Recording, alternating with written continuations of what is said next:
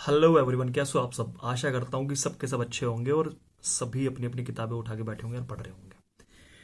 क्योंकि अब जुडिशरी वाला, जैसे मैंने पिछले लेक्चर में बताया था, काफ़ी कम टाइम बचा है और काफ़ी ज़्यादा हमें ग्रैब करना है। तो हम पिछले लेक्चर में थे सीपीसी ऑर्डर 1 पार्ट 1 हमने किया था। उसमें हमने किया था क्या, रूल 1 और रूल 2 किया था। ठीक है, अब आज हम करेंगे रूल 3 से स्टार्ट। ठीक है, तो आज हम पढ़ते हैं सीपीसी ऑर्डर 1 रूल 3। सबसे पहले रूल 3 और 3A। देखो सीधी सी बात है, जो हमने पिछले वाले लेक्चर में पढ़ा था उसमें ये पढ़ा था कि कब उनको हम ज्वाइन कर सकते हैं, कब इनको हम हटा सकते हैं प्लेंटिफ को। ठीक है, वही सेम चीज जो हमने पिछले लेक्चर में की थी, वही वही चीज इसमें दे रखी है। किसमें? रूल 3 और 3A में।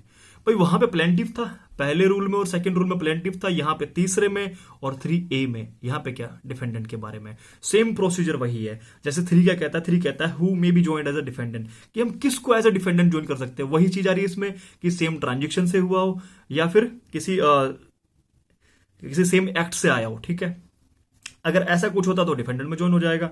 उसके बाद में फिर वो कह रहा है कि सेपरेट सूट्स वाला, वही कॉमन क्वेश्चन ऑफ फैक्ट आएगा और कॉमन क्वेश्चन ऑफ लॉ आएगा। कोई दिक्कत नहीं है इसमें। Rule 3 clear. फिर हम रूल 3A पे आते हैं कि अगर कोर्ट को लगता है, कोर्ट को ऐसा फील होता है कि जो अगर ज्वाइंडर ऑफ डिफेंडेंट से ट्रायल में डिले हो रही है या फिर एम्बेरसनेस आ रही है, तो उसको क्या करेगा, सेपरेट कर देगा, हटा देगा उनको। पहले ज्वाइन किया उसके बाद हटा दिया। तो हमारे पास एक क्वेश्चन अराइज होता है, क्या ऑर्डर 1 रूल 1 से पहले ऑर्डर 1 रूल 2 आ सकता है? क्या ऑर्डर 1 रूल 3 से पहले ऑर्डर 1 रूल 3A आ सकता है?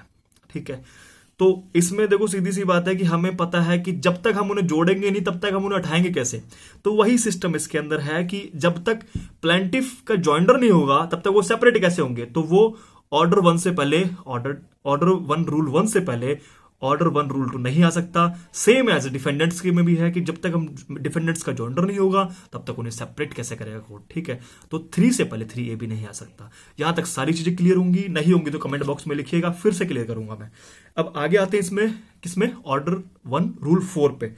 कोई ज्यादा कुछ इसमें भी नहीं है। इसमें कह रहा है कि कोर्ट में गिव जजमेंट फॉर और अगेंस्ट वन और मोर ज्वाइंट पार्टीज। अब देखिए सीधी सी बात है, ज्वाइंट पार्टीज में क्या सिस्टम है कि भैया एक से ज्यादा पार्टीज है।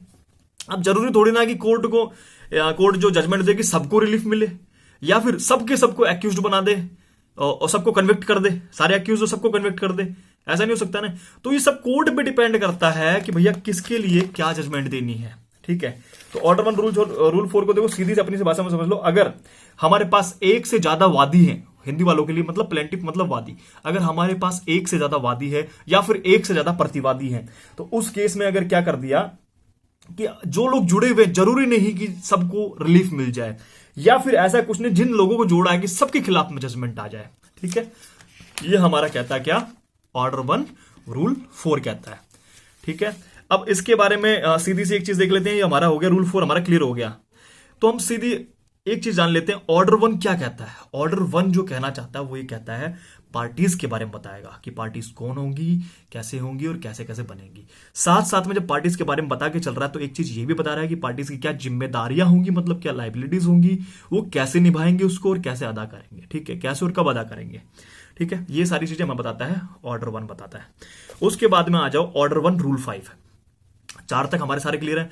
ऑर्डर 1 रूल 5 पे आते हैं। रूल 5 क्या कहता है कि भैया defendant need not to be interested in all the relief claim, कि जो डिफेंडेंट साहब है उनका जो भी रिलीफ क्लेम करिए उसमें इंटरेस्ट होना जरूरी नहीं है।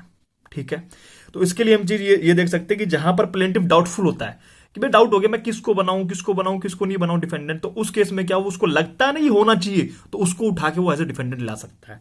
ठीक है, चाहे उसका इंटरेस्ट हो चाहे इंटरेस्ट ना हो। ठीक है, ये हमारा 5वां हमारा क्लियर हो गया। उसके बाद में हम छठे पे आ जाते हैं। छठा क्या कहता है, छठा ये कहता है कि joinder of parties liable of same contract.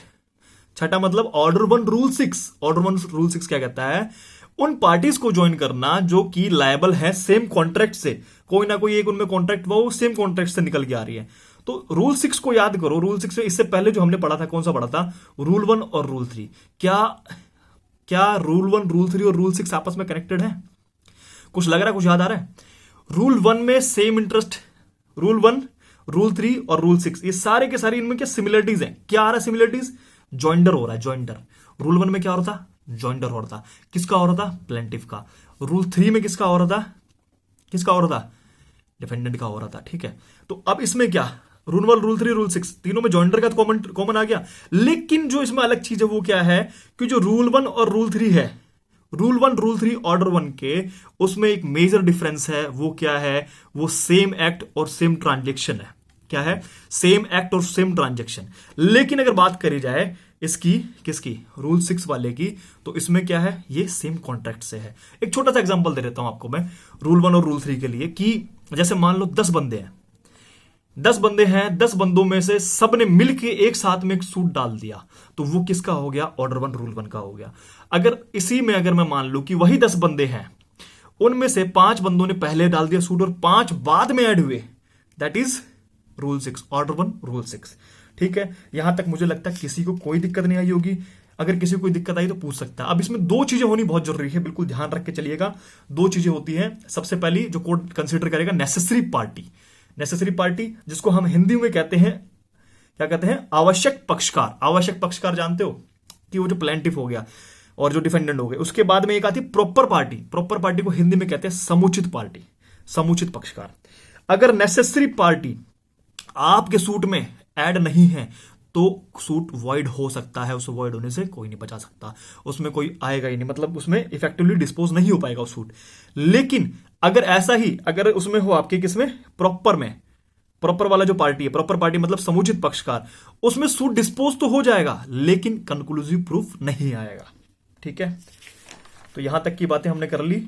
इसके बाद में एक और सेक्शन आज बता देता हूं, तो उसमें अपना ऑर्डर 1, रूल 7 बता देता हूं मैं। ठीक है, इसमें क्या, जब भी प्लेंटिफ डाउटफुल हो कि मैं किसको जोड़ू किसको नहीं जोड़ू, तो कोर्ट कहता है भैया मिनिमम तो 2 बंदे जोड़ सकते हो आप। किसमें? प्लेंटिफ खुद अगर डाउटफुल है कि मैं किसको डिफेंडेंट बनाऊं, तो कोर्ट कहता है कि आप ऐसा करो, मिनिमम 2 को और मैक्सिमम जितने तुमको चाहिए उतने तुम ला सकते हो, मैं मना नहीं कर रहा। ठीक है, तो ऑर्डर 1, रूल 7 में प्रावधान दिया है कोर्ट ने कि आप मिनिमम 2 बंदों को जोड़ सकते हो एज ए डिफेंडेंट और मैक्सिमम एज यू वांट। ठीक है, कोई दिक्कत नहीं है। ठीक है, ये हो गया हमारा क्लियर। बाकी की बातें कल करेंगे। ठीक है, तब तक के लिए नमस्कार। और आपको अगर चलाना अच्छा लग रहा तो भैया लाइक करो, शेयर करो, सब्सक्राइब करो। जितने लाइक आएंगे सब्सक्राइब आएंगे उतना अच्छा मैं पढ़ाऊंगा। ठीक है, ऑर्डर्स में कोई दिक्कत नहीं आने दूंगा। और अगर कोई टॉपिक पढ़ना है तो बताइएगा मुझे। ठीक है, नमस्कार।